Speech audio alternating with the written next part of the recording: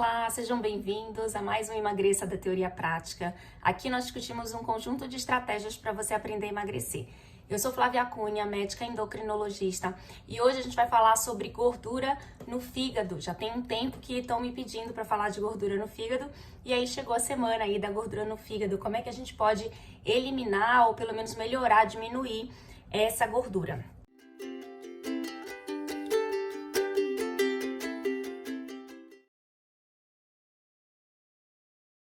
Então, assim, a gordura no fígado, né, é uma situação, é uma condição que a gente tem observado cada vez mais frequente no consultório, né? Então, muita gente tem apresentado esse diagnóstico, né? O nome técnico a gente usa esteatose hepática ou doença hepática gordurosa, né? E aí a gente, dentro dessa doença hepática gordurosa, a gente tem uma gama de classificações, mas o que é importante a gente entender é que de alguma forma é um acúmulo de gordura ali na região do fígado. E aí nessa videoaula, a gente vai entender como isso acontece, como é formado, quais são os principais fatores que levam a gente a acumular essa gordura e como é que a gente consegue resolver ou minimizar isso. É uma condição que pode ser totalmente reversível. Então, queria muita atenção aqui nessa aula de hoje. Então, assim, é dito que até 30% da população de adultos pode ter gordura no fígado. Então, olha, é um número, né, expressivo. Quer dizer, praticamente um terço dos adultos, um terço da população adulta com esse diagnóstico, né, com essa condição. E aí, assim, além dos adultos, né, o que chama atenção é que cada vez mais adultos jovens com esse diagnóstico e também crianças e adolescentes, né? Então, é uma coisa que preocupa porque a gente sabe que as complicações da gordura no fígado, elas não são geralmente imediatas, né? São complicações que vão levando alguns anos, então é uma doença que muitas vezes é silenciosa na maior parte do tempo, e aí daqui a alguns anos, e claro que esse número de anos vai depender muito de algumas características individuais do paciente, mas daqui a alguns anos o paciente pode começar a ter complicações sérias, complicações graves dessa doença que a gente também vai comentar. Então, assim, se a gente imagina, né, vamos imaginar aqui alguns exemplos para a gente entender a importância desse diagnóstico em pessoas cada vez mais jovens. Então, se a gente imagina que uma pessoa de 60 anos teve esse diagnóstico de gordura no fígado, e aí vamos imaginar que ela leve 20, 30 anos para começar a desenvolver as complicações mais sérias dessa doença. Então, né, a expectativa é que ela desenvolva isso lá pelos 90 anos, ou seja, pode ser até que ela tenha uma doença mais grave antes, né, assim, um outro tipo de doença, e que ela de repente faleça antes de desenvolver, antes de dar tempo de desenvolver complicações hepáticas. Agora, se a gente começa a fazer esse diagnóstico como a gente tem feito, né, atualmente, se a gente começa a fazer esse diagnóstico em pessoas de 20, 30 anos ou mesmo em crianças e adolescentes, imagina, 20, 30 anos depois, essa pessoa ainda vai estar muito jovem, essa pessoa vai ter 40, 50 anos, né, numa fase, inclusive, muito ativa da vida. E aí ela vai ter complicações sérias hepáticas, né, complicações sérias, assim, outras complicações do próprio fígado que vão levando a situações sérias de saúde, que eu também vou comentar. Então, eu queria, né, essa atenção, porque é uma doença muito prevalente, muito frequente e que tem sido diagnosticada em pessoas jovens, né, inclusive em crianças e adolescentes. A esteatose hepática é a doença do fígado mais comum atualmente, né? Então, é muito frequente e a gente deve dar bastante atenção a ela, a gente deve conhecer e deve prevenir, tá? Bom, alguns fatores contribuem, né, para esse aumento de diagnóstico, para esse aumento do número de casos. Então, primeiro, né, eu diria que o principal fator é o aumento da obesidade, então é a epidemia da obesidade na nossa população, não só na população brasileira, mas na população mundial. É também o aumento, isso, claro, tem a ver com esse aumento de obesidade, mas também o aumento do uso de alimentos ultraprocessados, né? Então, na correria, na vida moderna, a gente precisa, né, acaba precisando lançar mão, muitas vezes, desses alimentos mais práticos, vamos dizer assim. E aí, quando a gente se deixa levar muito pela praticidade, a gente acaba entrando numa situação em que a gente, às vezes, ingere mais alimento ultraprocessado e processado do que alimentos naturais. E isso, com certeza, vai contribuir para o aumento de peso, para a obesidade e, consequentemente, para a gordura no fígado, né? Para esse diagnóstico, para esse acúmulo de gordura no fígado. E um outro fator é o próprio uso da ultrassonografia. Então, nós estamos pedindo mais ultrassonografia, até porque nós estamos recebendo mais pacientes com sobrepeso e com obesidade. Então, isso faz com que a gente peça a ultrassonografia de forma rotineira.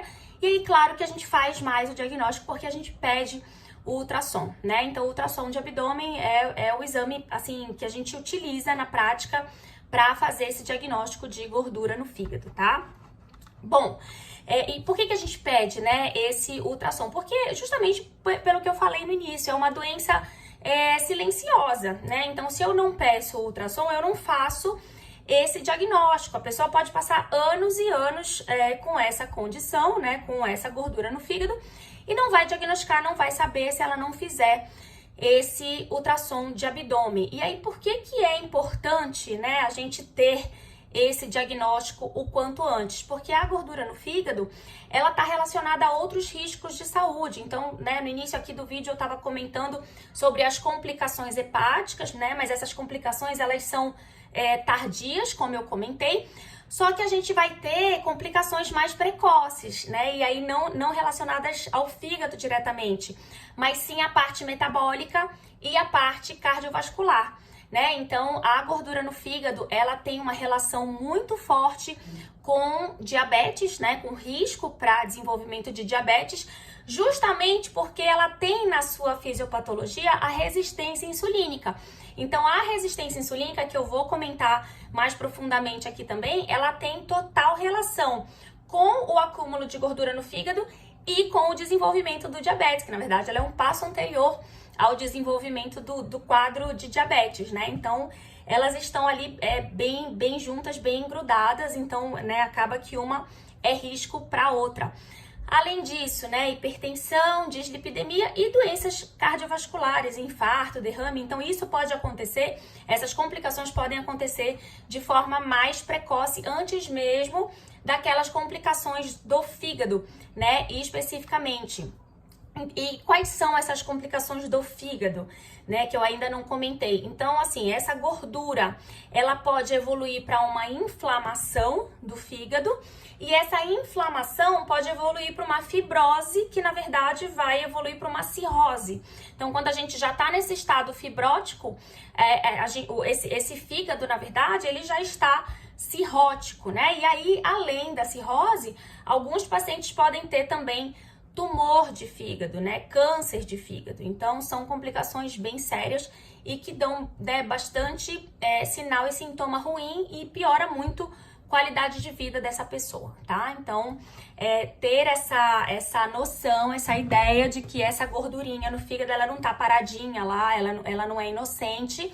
Pelo contrário, ela pode trazer muito risco à saúde, risco metabólico, risco cardiovascular e risco hepático, né, especificamente. Muito bem.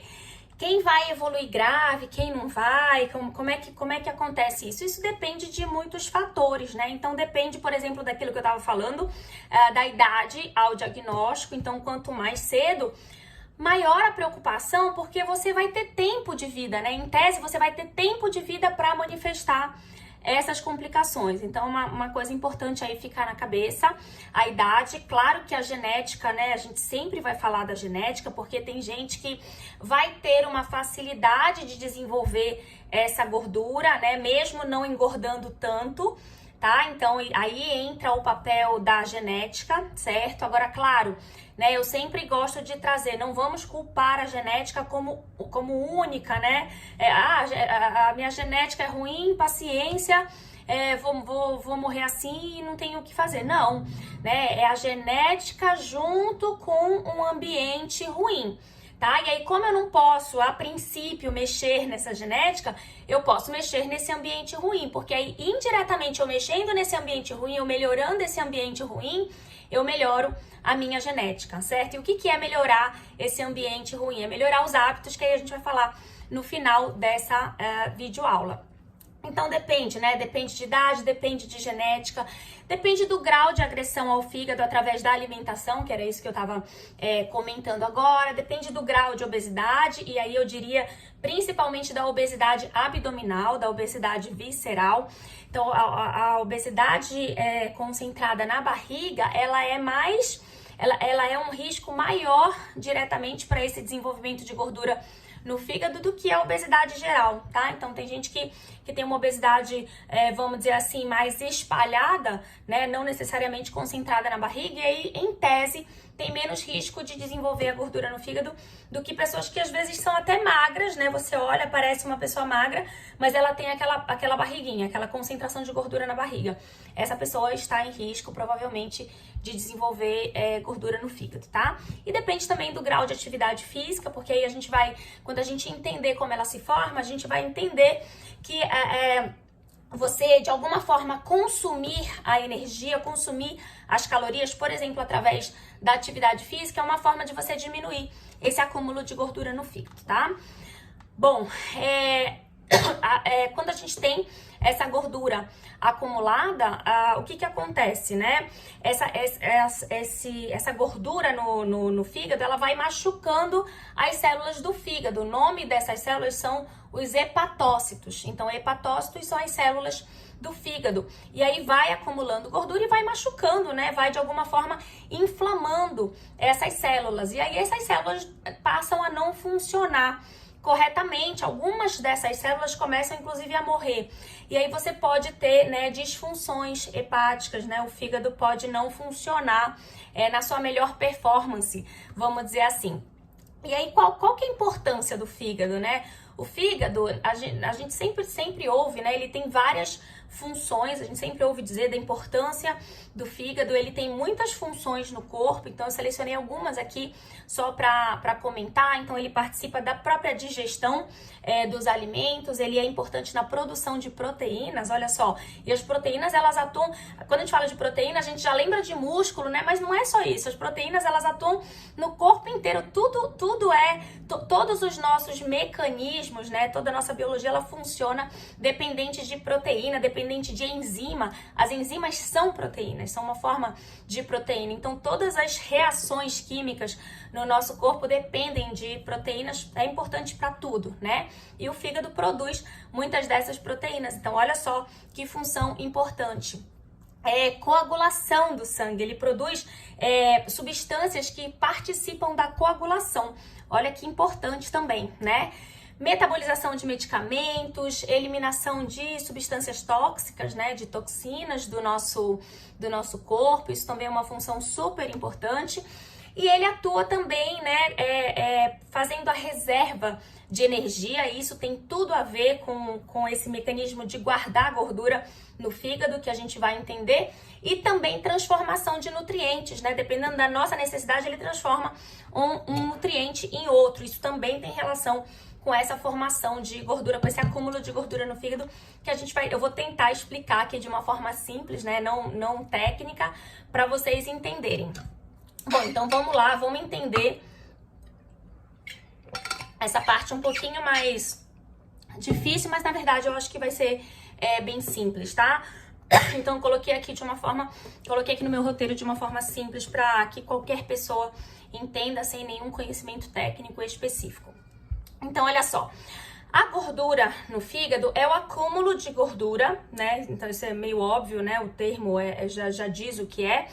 É o acúmulo de gordura na forma de triglicerídeos, tá? Então, isso é só uma coisa de conhecimento, mas não é só você entender que a gordura ali tá acumulada no fígado.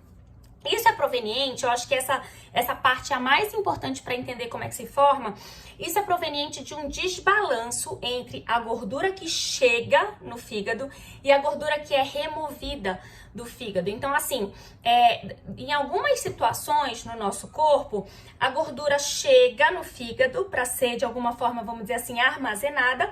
Só que o fígado, ele tem mecanismos de se proteger disso. Então, ele tem mecanismos de eliminar, de oxidar, né, de mandar embora essa gordura. Então, imagina, né, um carregamento chega, um carregamento sai, um carregamento chega, um carregamento sai.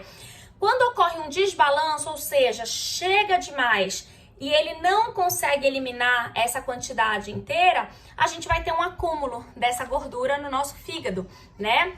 Mas é aí que ocorre uma certa confusão na cabeça, porque quando a gente explica assim, e até mesmo quando a gente fala esse termo gordura no fígado, muita gente acha que é porque a gente está comendo muita gordura, né? Que é porque tem muita gordura na alimentação, então eu preciso tirar a gordura.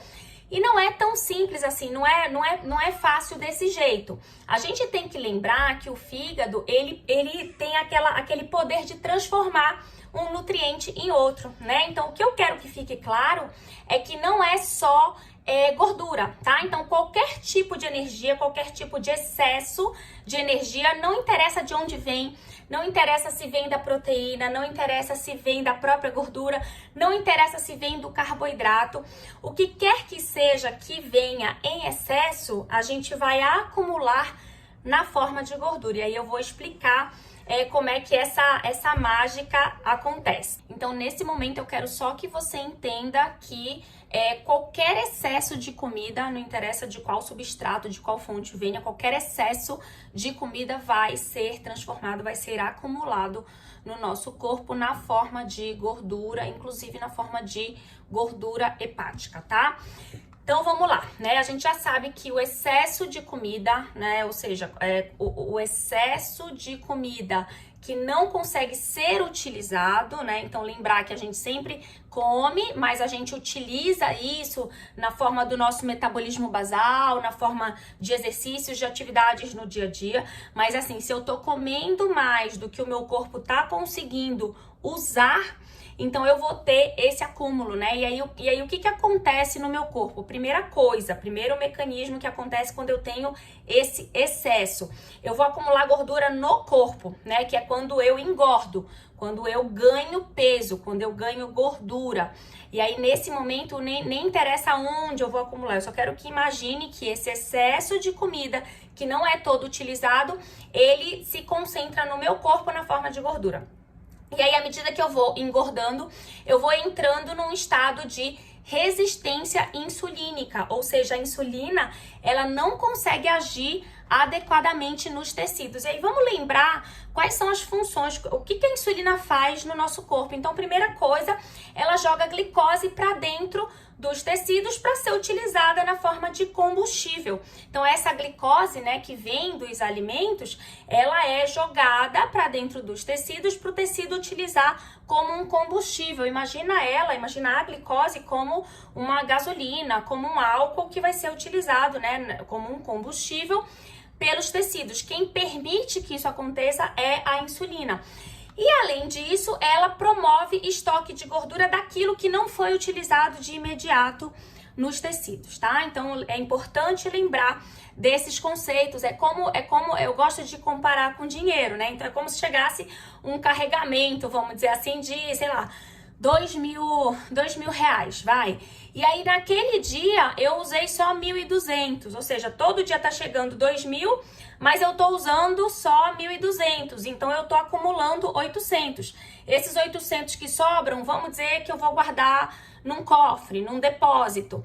E aí todo dia eu tô guardando, Isso, né, comparado a dinheiro é bom, esse cofre é bom, esse depósito é bom. Mas no nosso corpo não é bom, porque na verdade esse depósito é exatamente a gordura, né? E aí eu vou aumentando gordura, vou aumentando gordura, e aí eu vou, na verdade, sobrecarregando o meu fígado, né? Então, na verdade, o meu corpo primeiro, né? Nem cheguei ainda no fígado. Então, é o seguinte, quanto mais abarrotado esse cofre fica, mais eu entro no estado de resistência insulínica. E aí, assim, se eu tô no estado de resistência insulínica, o que acontece? Aquelas funções da insulina que eu acabei de citar, elas não funcionam adequadamente, ela não consegue jogar essa glicose para dentro dos tecidos e ela não consegue. E aí, o que acontece? O organismo, ele entende que tá faltando combustível, né? Porque se ele não tá conseguindo utilizar essa glicose de maneira efetiva, ele entende que tá faltando combustível. O que ele faz? Ele começa a quebrar uma parte dessa gordura do corpo. E aí, isso a gente chama de lipólise. E isso gera, né, os ácidos graxos livres, que é uma fração de gordura. Imagina assim, umas moléculas, né, específicas de gordura que vêm da quebra dessa gordura, dessa lipólise, tentando gerar energia. E aí esse excesso dessas substâncias, esse excesso de ácidos graxos livres, chega até o fígado e abarrota o fígado. Então, quando eu falo do carregamento para o fígado, na verdade é exatamente isso, são esses ácidos graxos que chegam em excesso para o fígado e o fígado não consegue remover. Isso vem da onde? Isso vem da resistência insulínica, que vem da onde? Da gordura no corpo, que vem da onde? Do excesso de comida, tá? Na verdade, do excesso de comida e da falta de exercício, ou seja, desse desbalanço. Então, veja, né, uma confusão que acontece no corpo. E assim, né, são mecanismos complexos, mas quando a gente resume, a gente entende que isso tudo vem da resistência insulínica, que vem do excesso de ingestão em relação ao que se gasta, tá? Então, quando a gente pensa assim, fica mais fácil entender, né? Fica simples entender. E aí também, o que eu acho legal pensar assim, claro, né, volto a dizer, tem mecanismos genéticos envolvidos, então tem gente que entra fácil nessa resistência insulínica, tem gente que demora mais a entrar. É óbvio que existe isso, mas tudo começa de um excesso, né? Então, quando a gente entende assim, a gente também se responsabiliza mais pela situação. A gente sabe que a gente pode mudar o percurso disso, né? Muito bem.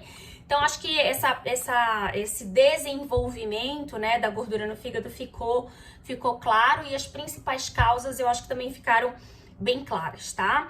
Vamos lá, continuando aqui. Então, né, como é que a gente vai fazer essa investigação? Então, na prática, o que acontece? O paciente chega no consultório, né, a gente examina, conversa, vê que tem excesso de peso, vê que tem ou sobrepeso ou obesidade, observa onde que está acumulada essa gordura, geralmente na região abdominal, vamos imaginar assim. E aí eu peço um ultrassom de abdômen e aí esse ultrassom mostra essa gordura no fígado. Então, assim, a partir daí eu tenho que fazer algumas outras investigações. Claro que às vezes a gente faz meio que tudo junto para poupar também o tempo do paciente, mas é importante, né? Fizemos esse diagnóstico de gordura no fígado, de esteatose hepática, a gente tem que continuar essa investigação. Então, algumas coisas importantes, né? Investigar o perfil metabólico, né? Por tudo que eu já expliquei, é importante investigar o perfil metabólico desse paciente. Então, entender como é que tá o perfil glicêmico, se já existe resistência insulínica, provavelmente sim, né? Para ter formado a gordura, já existe algum grau de resistência insulínica. Como é que tá o perfil de colesterol, triglicerídeos, geralmente está alterado também, porque, né, acaba que participa do mesmo processo. Se tem pressão alta, se não tem pressão alta, risco, né, de doenças cardiovasculares. Então, isso tudo tem que ser investigado. Importante também a gente pedir as enzimas do fígado, né? Então, elas podem estar alteradas, tá? São principalmente a TGO e a TGP, são enzimas que a gente pede, tudo isso é exame de sangue, né? Elas podem ou não estar alteradas. Claro que quando elas já estão alteradas, já sugere que o fígado, né, está ali num certo sofrimento, numa certa inflamação. Agora, assim, academicamente, para a gente dizer que esse fígado está inflamado, que esse fígado está em que grau de inflamação, se ele está em fibrose ou não, a gente depende da biópsia hepática. Só que raramente a gente pede biópsia hepática na prática clínica, porque é um exame invasivo. Então, só se for realmente mudar muito a sua conduta, se você tiver, né, suspeita de que o paciente já está entrando num estado cirrótico, de repente vale a pena pedir. Então, tem umas indicações específicas de pedir. Na prática, na maioria, a gente não pede, porque na maioria das vezes os pacientes são diagnosticados, né, na fase ainda de esteatose.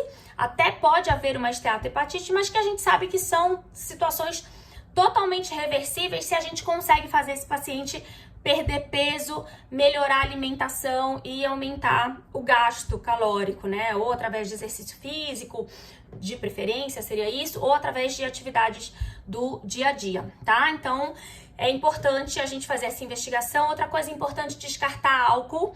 Então, lembrar que o álcool também é tóxico pro fígado.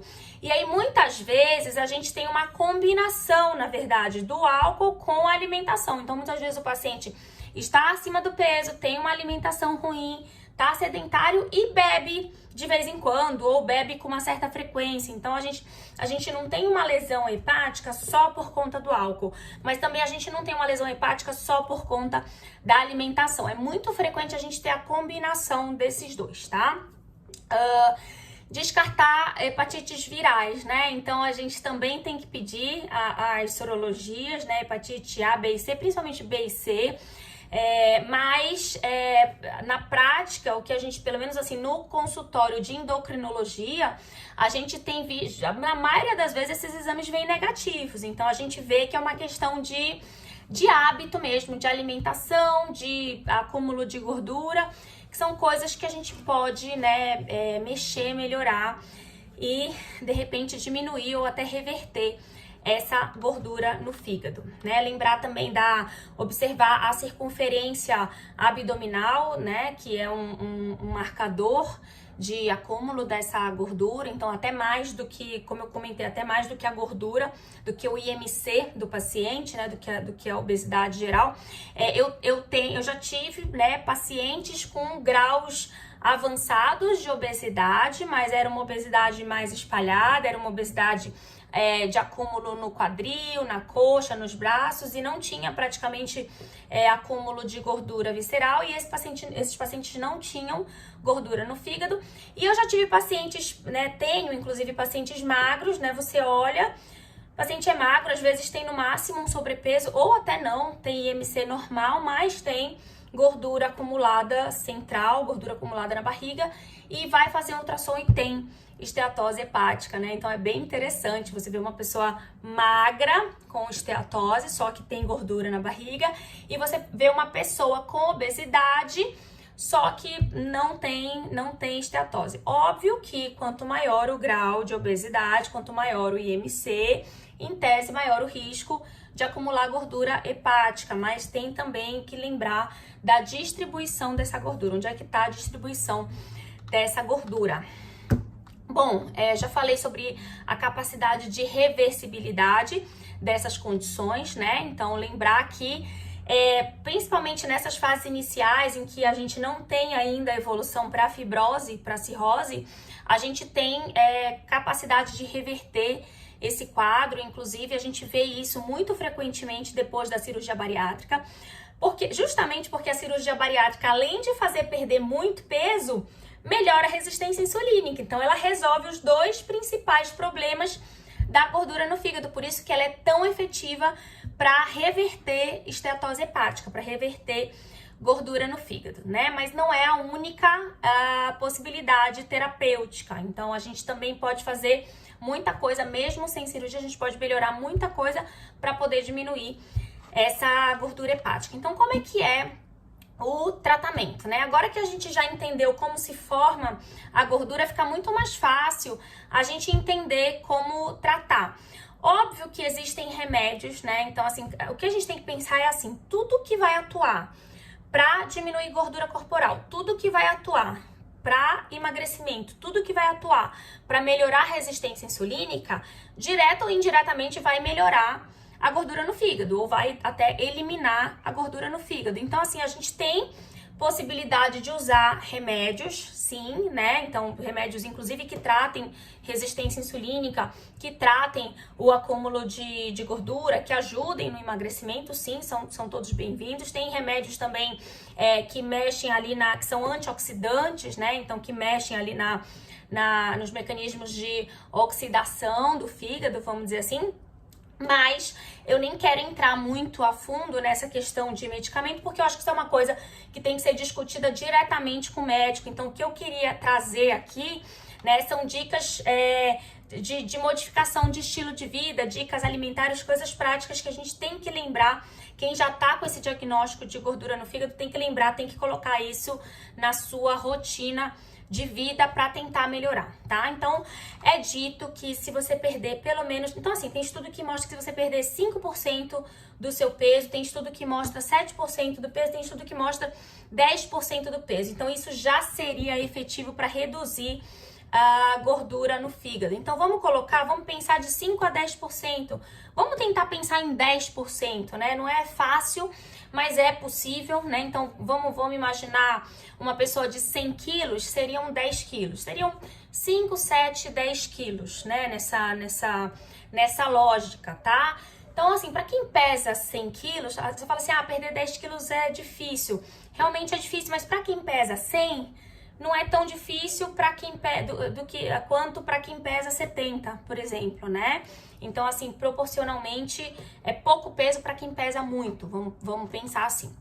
Então, primeira coisa é sempre lembrar da perda de peso. Na dieta, né? Então, eu selecionei aqui pra gente finalizar dicas práticas, né? Pra gente colocar na nossa rotina, pra gente tentar aplicar para melhorar a alimentação, né? E ter uma alimentação que diminua esse risco de acumular gordura, ou para quem já tem que comece a consumir, né? Uma alimentação que ajude a consumir essa gordura hepática e melhorar, né?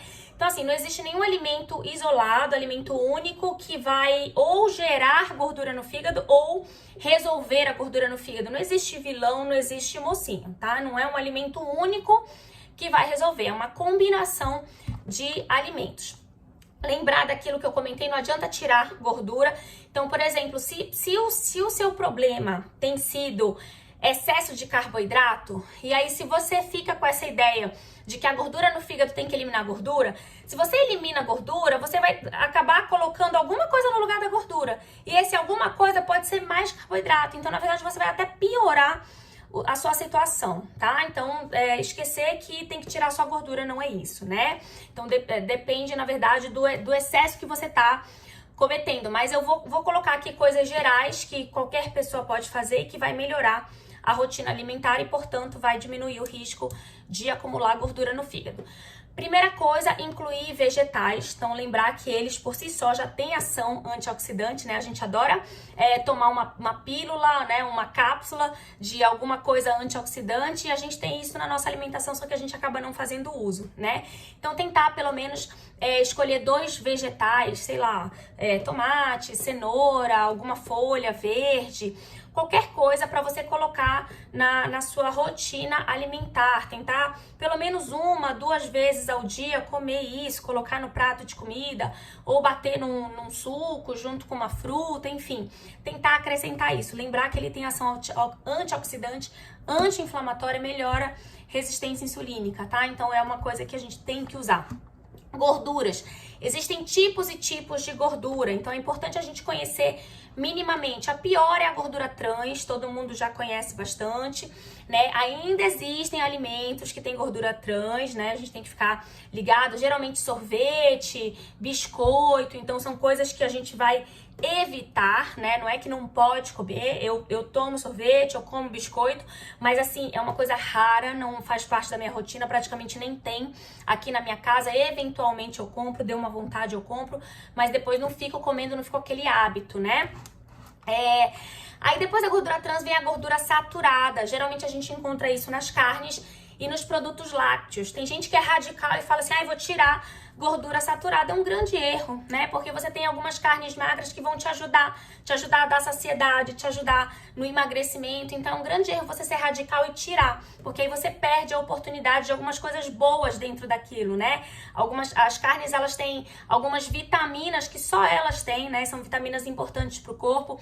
Lembrar que dão muita saciedade, então é muito bom para ajudar no emagrecimento. Claro, né? Você vai focar nas carnes magras, então patinho, músculo, o próprio filé mignon. Então você pode fazer um omelete de carne moída, né? De patinho. Você pode comer um filé mignon com salada, feijão. Então depende muito da combinação que você vai fazer, sempre lembrando de priorizar as mais magras, né? Produtos lácteos também, né, são fonte de cálcio, então se você tira totalmente, você perde algumas coisas importantes, são fontes de proteína também, que é importante. Então, né, a questão é o excesso, né, você não exceder. E tem as insaturadas, as gorduras insaturadas, que são as melhores, então você vai tentar acrescentar de alguma forma. São as castanhas, o azeite, né, de oliva, então você coloca o azeite na saladinha, olha, já combina com o vegetal, você já tá colocando duas coisas que vão te ajudar aí, né? O abacate, então você pode alternar com outras frutas que tem mais açúcar, né? O abacate, ele tem gordura insaturada e praticamente não tem açúcar, então é uma boa opção também. E os pescados, né? Olha só, né? Tudo faz sentido. Aí entra o pescado com uma gordura boa para você alternar com a carne vermelha. Então vamos dizer que 2, 3 dias da semana você come a carne vermelha e os outros dias você vai comer carne branca, algumas vezes pescado, algumas vezes frango, né? E aí você vai variar. Carboidratos, sempre lembrar dos carboidratos complexos, os legumes, né? Mandioca, abóbora, batata doce. Então eles vão combinar no seu prato de comida. Eles podem substituir o arroz, por exemplo, né? Você pode optar pelas opções integrais, massas integrais, macarrão integral, arroz integral. Lembrar as frutas, por exemplo, né? Então a fruta sempre é melhor que o suco, mas o suco natural sempre é melhor que o suco artificial e o suco artificial é melhor ou igual ao refrigerante. Então sempre lembrar dessa ordem, né? E evitar os carboidratos mais simples, pão branco, farinha de trigo, o açúcar, né? O açúcar branco, as bebidas adoçadas artificialmente, suco de caixinha, refrigerante, Nescauzinho, enfim. Inclusive são alimentos que as crianças e os adolescentes usam com frequência na sua rotina, por isso que tem tido tanta obesidade, tanta resistência insulínica e gordura no fígado nesse público mais jovem. E as proteínas, né? A gente tem as proteínas animais, carne, frango, peixe, ovo, leite, mesmo raciocínio, né, da gordura, sempre preferir as opções mais magras, as carnes mais magras, fazer a alternância da vermelha com a branca. E tem a proteína vegetal, né, que a gente encontra nas leguminosas, feijão, lentilha, ervilha, grão de bico, soja, sempre falo isso aqui, então são coisas que eu também tenho que acrescentar na minha rotina, certo? Bom, essas foram as dicas de hoje, espero que vocês tenham gostado, que tenham entendido um pouco mais sobre gordura hepática, gordura no fígado, já conhecem como forma, né, e já conhecem aí as medidas de redução ou até eliminação dessa gordura no fígado. Coloquem em prática e se vocês gostaram, comentem aí, compartilhem esse vídeo, tá certo? Obrigada, até a próxima!